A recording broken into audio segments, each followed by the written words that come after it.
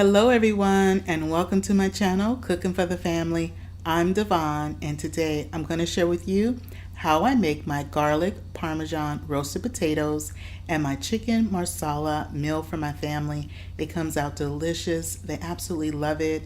I'm also going to give you some alternatives if you want a little bit of a lighter version as well.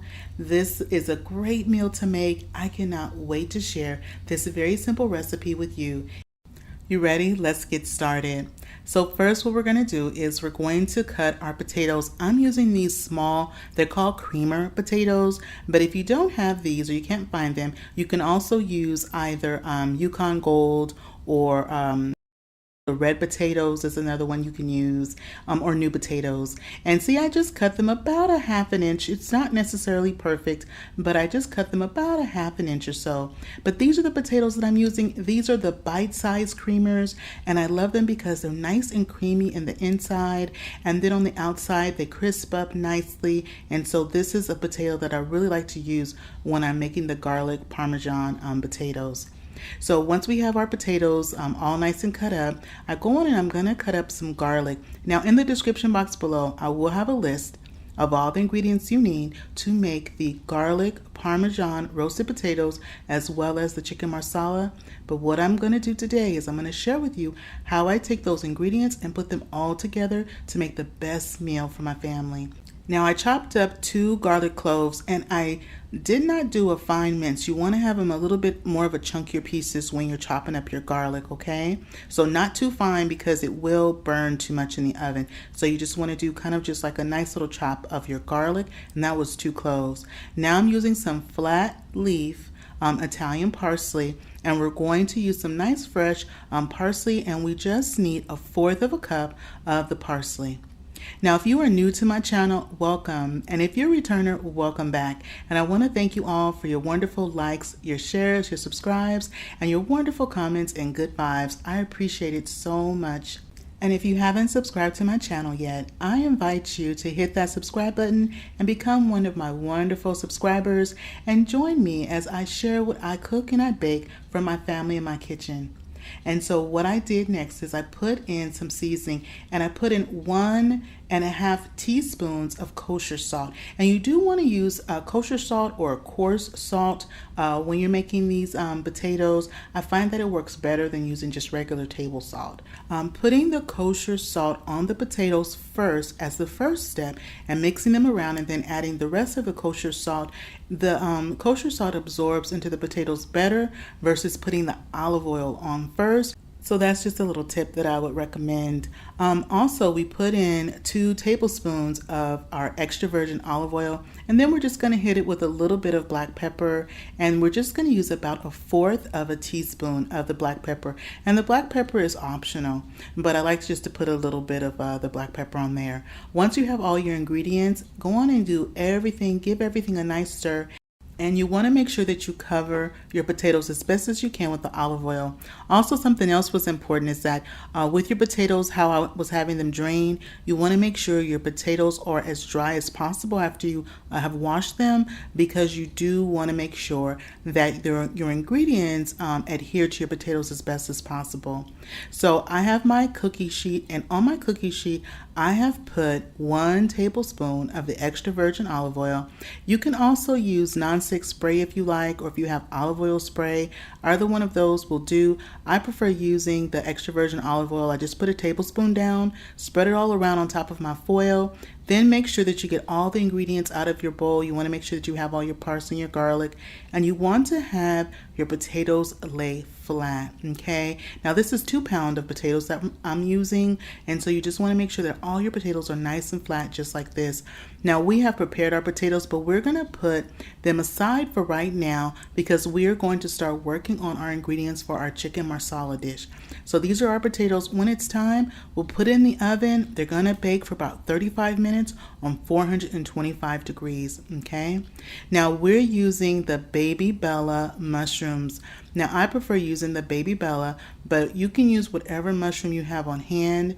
Now with the mushrooms, I like to rinse mine in cold water and then use a paper towel and tap off any excess water, as well as if we have any excess residue that might be on the mushrooms, and just slice them just like I'm doing. And this was about a quarter of an inch or so is how I'm slicing them.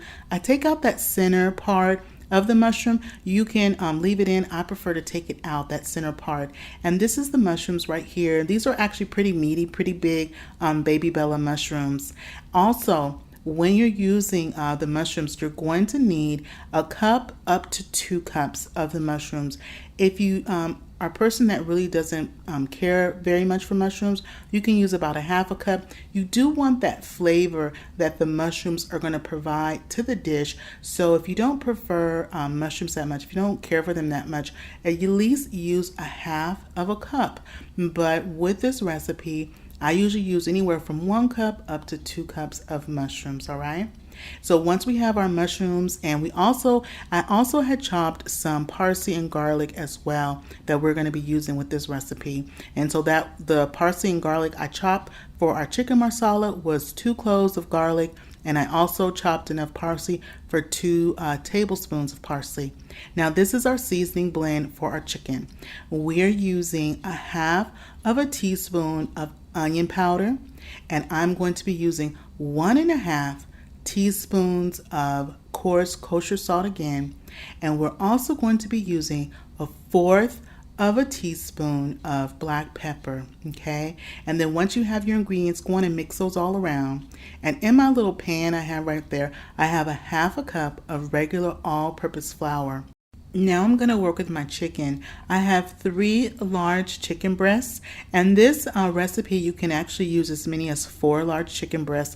Now with the chicken marsala, what I like to do is I cut the chicken breast in half lengthwise, and then I cut them again. Okay, and so you're going to end up, each breast is going to give you 4 nice sized pieces. Now with the chicken marsala, you can actually go on and pound the chicken if you'd like. You can use like your roller, like a pastry roller. Put your chicken in between some saran wrap or either in like a freezer bag and go on and pound it and thin it out. For me and my family, we actually prefer our chicken a little bit thicker, so I just leave it just in its natural state, and I just go on and cut it into the 4ths just like that. Now if you have any little excess pieces of fat on your chicken, I usually like to trim those off, and I just go on and discard those. Also with my chicken, I rinsed my chicken and I also patted it dry before we started. And so that way I want to make sure that the flour really and the seasoning is really going to adhere to the chicken breast. So I'm going to go on and wash my hands up real quick, because we're going to have one hand that we are going to be working with in the chicken, and the other hand that's going to be our clean hand. And that's something that, many of you probably already do, and that's definitely something that my mom, always showed me. You always want to have, when you're working with your meats and your poultry and whatnot, you're going to have the hand that you got your meat with and your clean hand. And so my clean hand is going to be, of course, the one I'm going to be using for the seasoning. And I just go on and put a nice sheen of the seasoning, and we're going to go on and season both sides. And the seasoning blend is enough for the 3 chicken breasts that we have, as well as if you're using a 4th chicken breast that you're also using a 4th, you can definitely do it. Now if you're going to feed a little less people, and this is going to feed about 6 people, now if you're going to feed a little less, you can always cut the recipe in half when it comes to the seasoning blend as well as the other ingredients. Now remember though, also in the description box below, I will have a list of those ingredients you need to make this yummy meal for your family. And this meal, this chicken marsala, I've been making this for about 18 years now.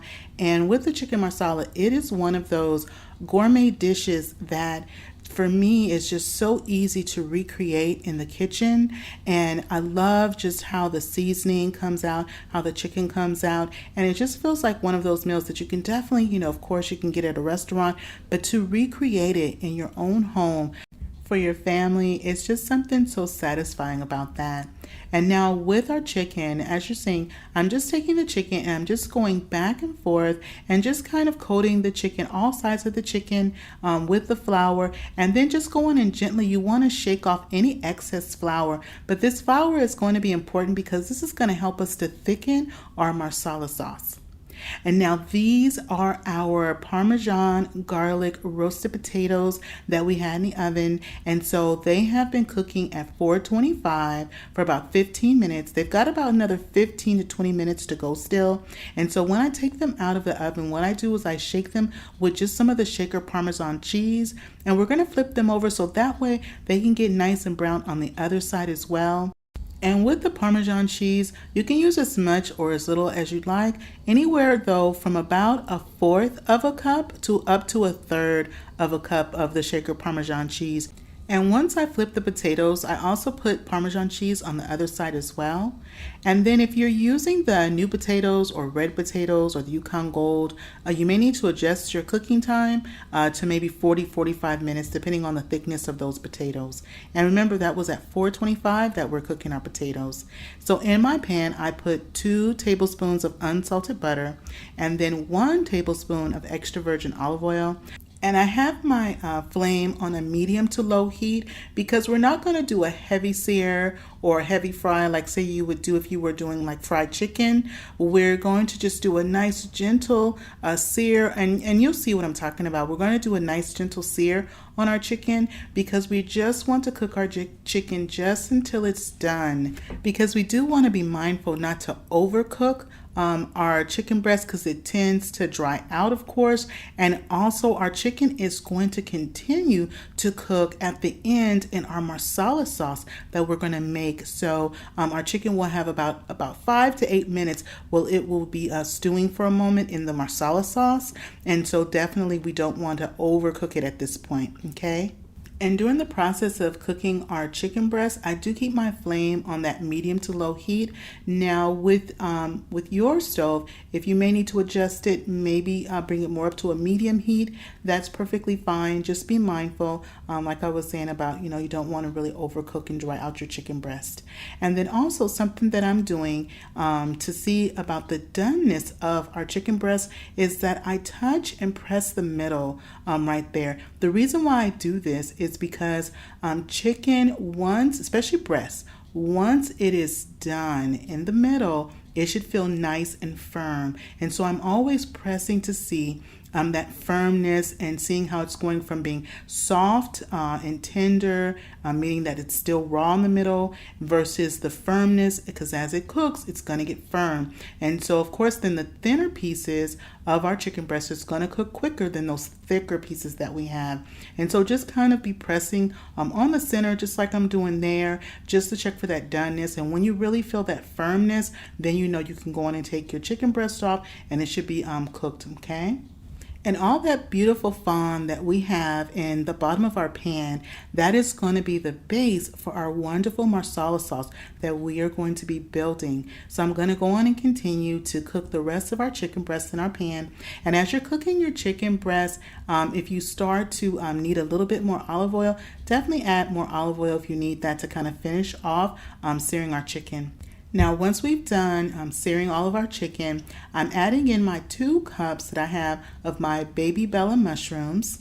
And then also you want to put a little bit of olive oil so that way you can saute your mushrooms. Now, we are not going to totally reduce our mushrooms down. We still want to maintain some of the structure. But when you put your mushrooms in and you add that additional tablespoon, anywhere from a teaspoon to a tablespoon, depending on how much you need, we just want to saute the mushrooms till they begin to release some of their liquid.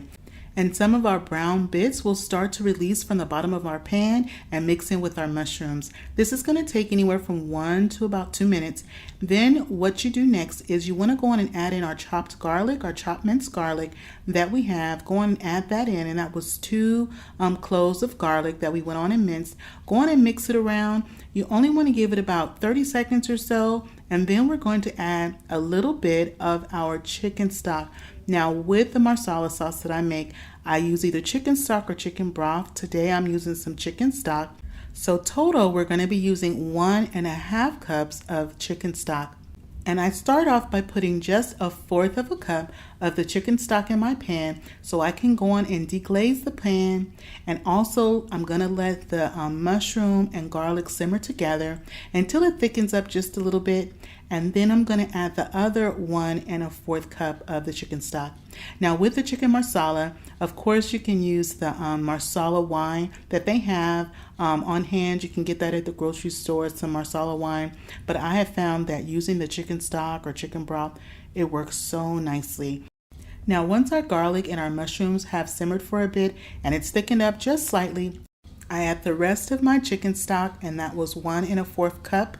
Also, if you want to have a lighter version of chicken marsala, you can just use only the stock or the broth. You don't have to add the heavy cream. So again, if you want a lighter version of the chicken marsala, instead of adding the 1/2 cup of heavy cream that I added, you can just only use the chicken stock. But in the description box below, I'll have that alternative. We're going to let our sauce come to a nice boil and reduce down just a little bit. So our sauce has reduced down, our beautiful Marsala sauce. It only takes a few minutes on a nice rolling boil for the sauce to really kind of reduce down a little bit. Now we're going to go on and add our chicken breast back into our pan. And when I took my chicken breast out, I always like to cover it with a piece of foil so it can kind of stay warm to the side. So now we're going to go on and add the chicken breast, and all you do is just go ahead and nestle the chicken breast all throughout your pan. You're also going to take some of your Marsala sauce and scoop it all around and put it on top of the chicken as well. Now, if you were making your Marsala sauce, your dish without the heavy cream, you would still do this step and add your chicken breast back into the pot, because that coating on our chicken is going to give our sauce a nice rich flavor, and it's also going to help to continue to thicken. So our sauce, I had our flame on low, and our sauce has simmered for about 5 minutes. And then we're going to go on and add our nice chopped parsley. And this is just a couple of tablespoons of the fresh flat leaf Italian parsley. And this is our chicken marsala, y'all. I'm going to go on and play us up some dinner, and I'm going to see how we did. Well, this is our beautiful dinner tonight. We have our wonderful garlic Parmesan roasted potatoes. We have our broccoli. We have our wonderful chicken breast, our chicken marsala that we have there. I'm going to cut into it. Oh my goodness, and it smells so good in the kitchen. It just smells like our little Italian restaurant up in here, y'all. And so this is our chicken breast. It's looking nice and tender, but let's see. And you know what? That bite right there, I'm going to give you guys that beautiful first bite. Go on and take your bite. Okay, I'm going to go on and try it and see how we did. Y'all, this is so good. This chicken marsala, it is easy to put together, and it comes out so delicious. I hope y'all give this recipe a try. And you know what? But we got to go on and try our roasted potatoes, our garlic Parmesan roasted potatoes. It's such a nice side. And you know what we're going to do, though? We're going to go on and just dip it a little bit in that Marsala sauce. Yes, we are. And go on. I'm going to let y'all have this bite of that nice roasted potatoes. Okay, I'm going to take a bite and see how we did with those. These potatoes, y'all, are seasoned so well. And whether you pair your marsala with the roasted potatoes, or you can do angel hair pasta or spaghetti if you choose to, or even mashed potatoes, whatever you choose to make this dish your own. Well, that is it for me today, y'all. If you haven't subscribed to my channel yet, go on and hit that subscribe button. If you like this video and appreciate the content, show it some love and give it a thumbs up, and click share and share this video with a friend or a family. And remember, it's always good when Dyvonne is cooking for the family. I'll see you on the next one. Bye-bye, everybody.